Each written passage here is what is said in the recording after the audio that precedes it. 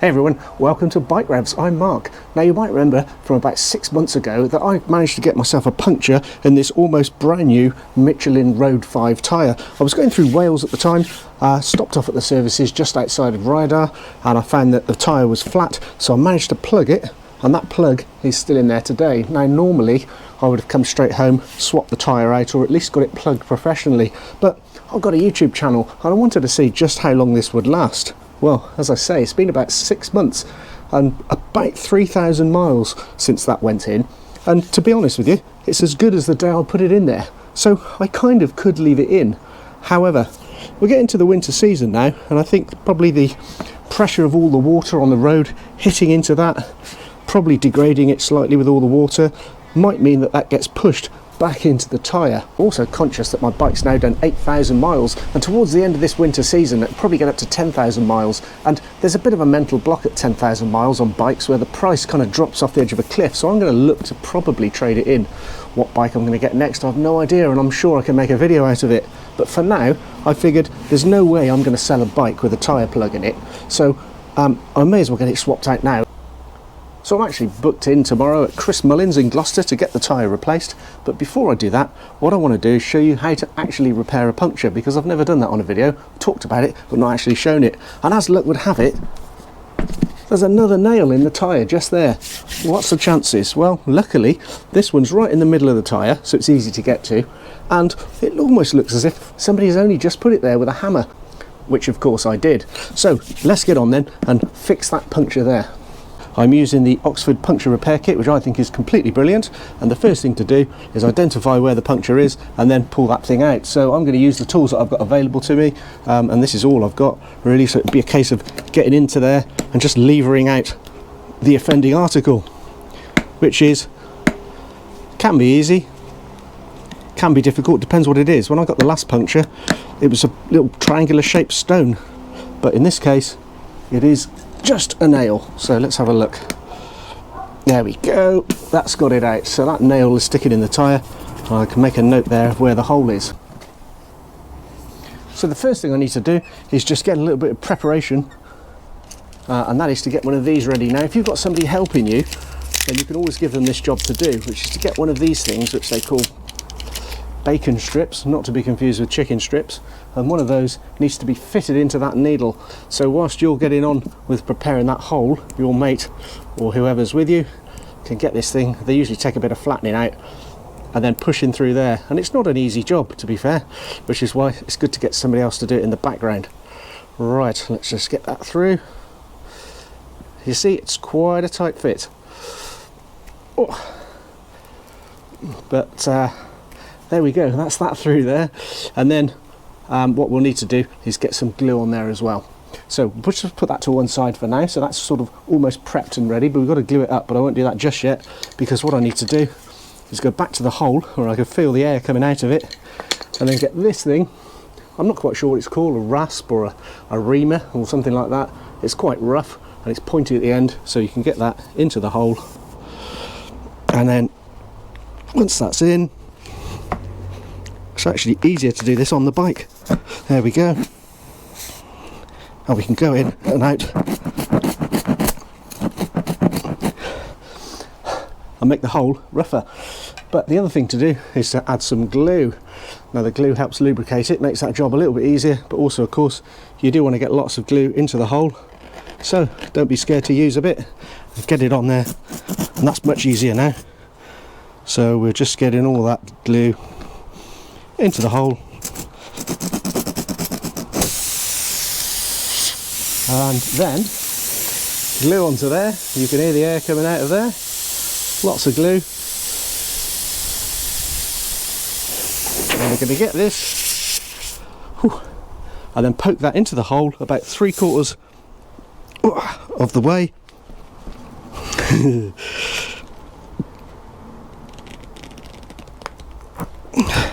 Like that, so we've still got a bit sticking out, and then when I pull this sharply, there's a little bit of a sharp bit on that needle which will cut its way out.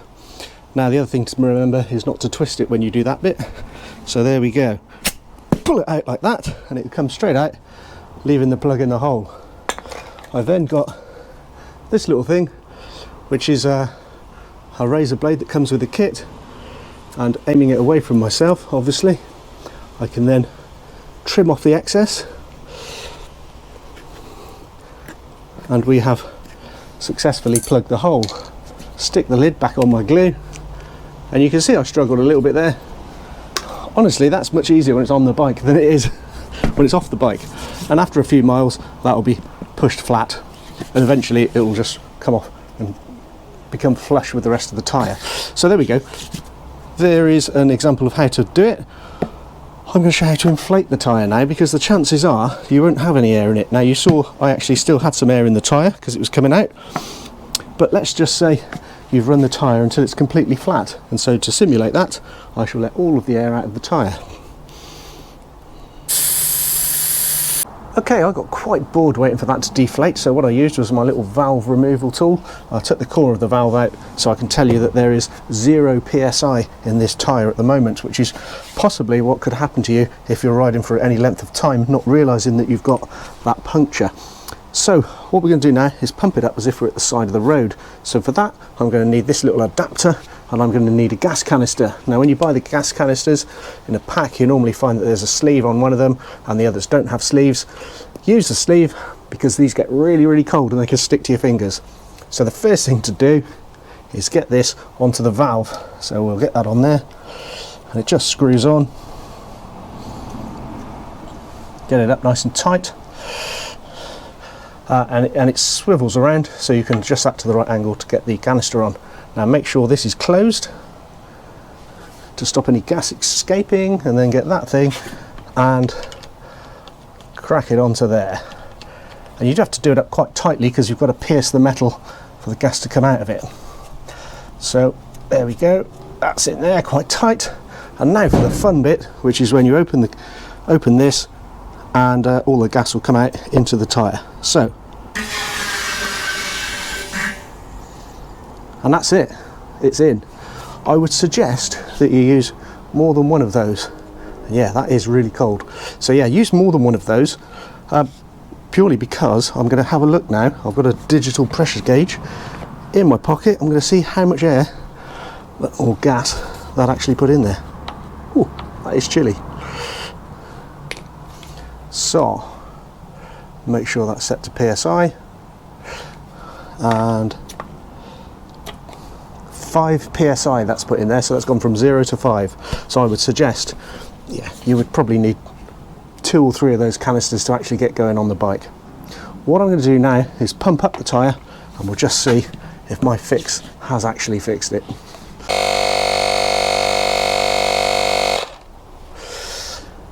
There we go. That has now pumped the tyre up to around about 42. It says 42 on there. Obviously I check it with my proper digital reader. It gives me a chance while that was pumping up to sort out all my kit, throw away all the sharp objects, fold away the blade, and do all the good health and safety stuff. Now that's now pumped up. There's the puncture that I've just fixed, and so what I'm going to do is just get some of this, which is a bit of soapy water, put that on there, and I can see, yeah, there's no bubbles at all coming out of that. It would certainly get me home. No, that's fixed it 100%. So that's really good. Dead pleased with that. So the question is now, I suppose, is what does that look like on the inside?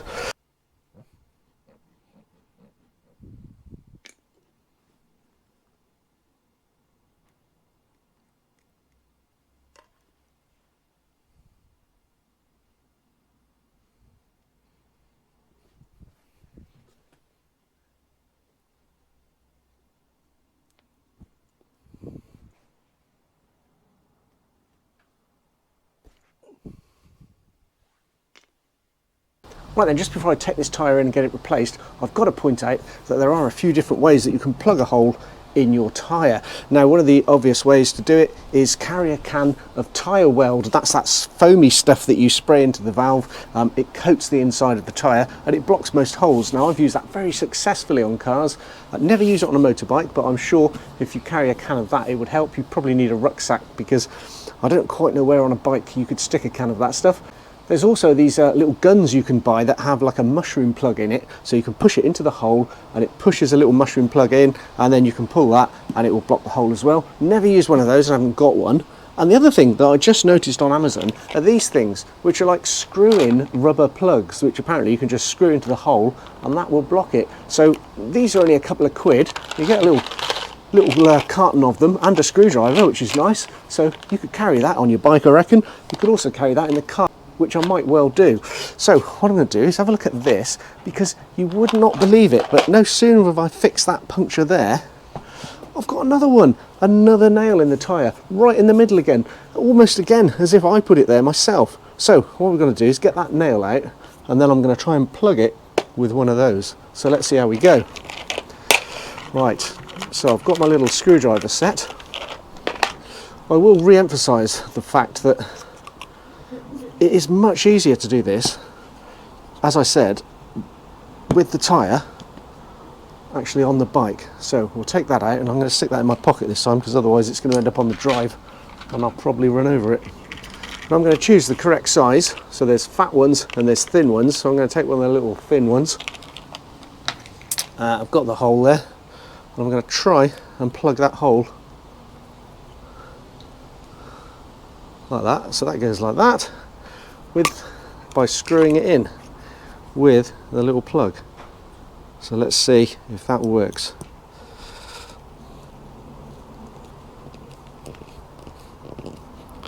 Okay, it's not the easiest thing in the world.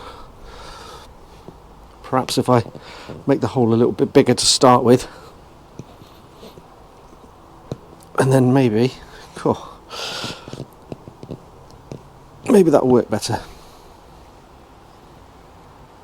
I've got that little grub screw on there. Cool, it looked a lot easier when I saw it on the video, the promotional video. Oh, I've got it. There we go. And that, I will show you now, is in place.